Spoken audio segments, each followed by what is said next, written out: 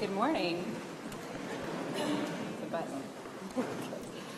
Thank you all so much for the warm welcome to your community.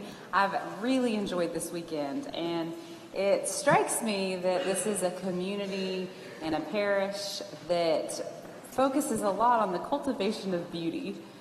Just wandering around the gardens and seeing the art in this beautiful place that you all have preserved so wonderfully. Thank you for that. It's so nourishing to be a visitor here. And not just because of the beauty and the plants and the animals. My goodness, those koi are huge. Those are like dolphin-sized koi.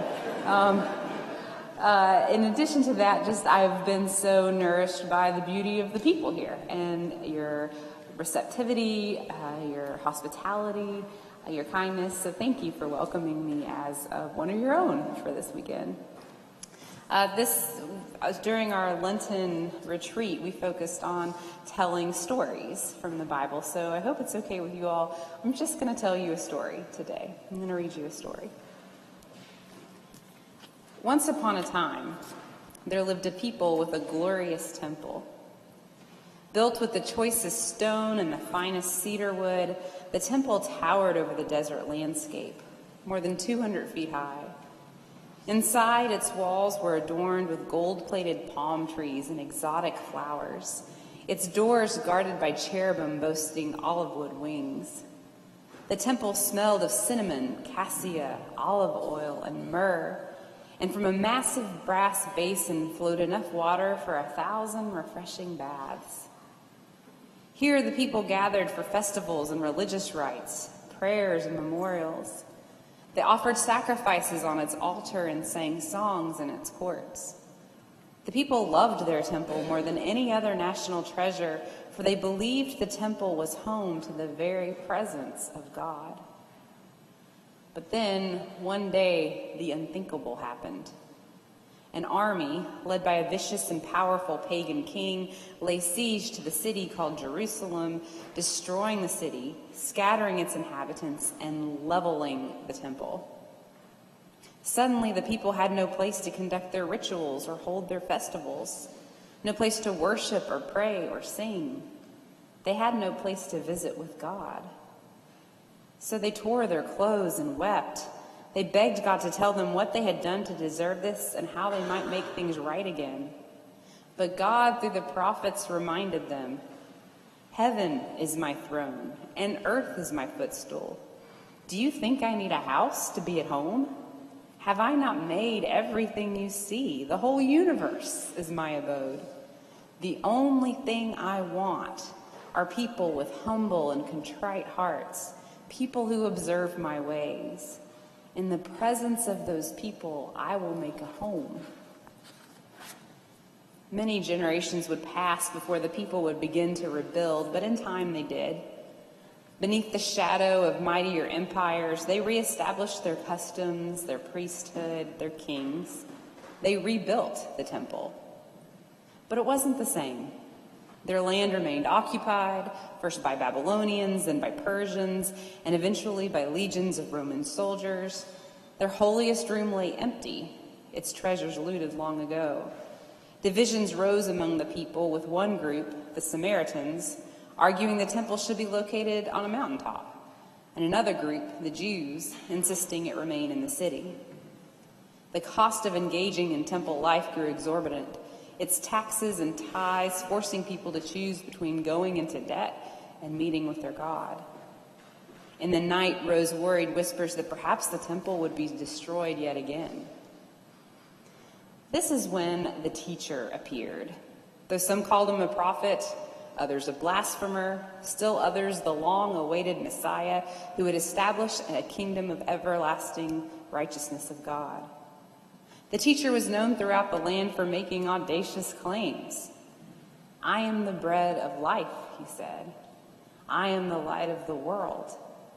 I am the holy water, the sacred feast, the sacrifice. I am the way, the truth, and the life."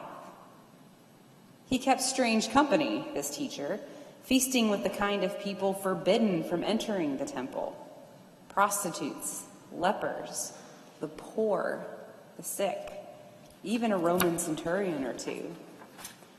He told a man named Nicodemus that anyone who believed in him could be called a child of God.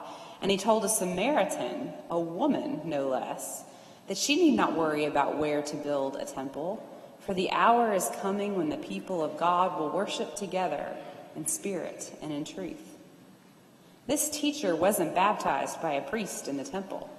This teacher was baptized by a prophet in a river. He liked to eat big meals and tell stories and spend time with friends. Rumor had it that he, like my beloved Episcopal friends, had an alarming fondness for a good glass of wine. One day, the teacher came charging into the temple, overturning tables, frightening the animals, and shouting at the money changers. When the people asked him why he dared disrupt their sacred place, he responded with a riddle. "Destroy this temple, and in 3 days I will raise it up." "It took us years and years to rebuild this temple," the people jeered in response.